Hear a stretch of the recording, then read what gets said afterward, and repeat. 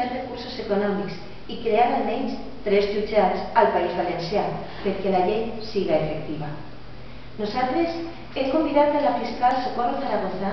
per a que ens explique en una conferència titulada «La violència de gènere correspon a l'Administració de Justícia»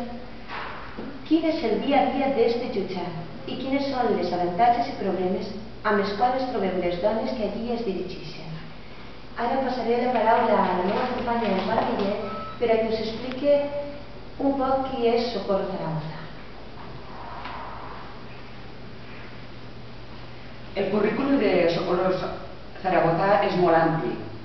És fiscal de violència sobre la dona en la Fiscalia Provincial de València des de la seva creació al juny del 2005. Està adscrita a la secció de víctimes des del mes de febrer del 2008 i nominada al mes del 2008 delegada de la secció de víctimes de la Fiscalia Provincial de València. Ha participat en diferents cursos i congressos sobre els quals volem destacar un curs sobre ordre de protecció de les víctimes de violència domèstica celebrat a Madrid a setembre del 2004, participació en els cursos sobre la llei orgànica de protecció integral contra la violència de gènere organitzats per la Fiscalia General de l'Estat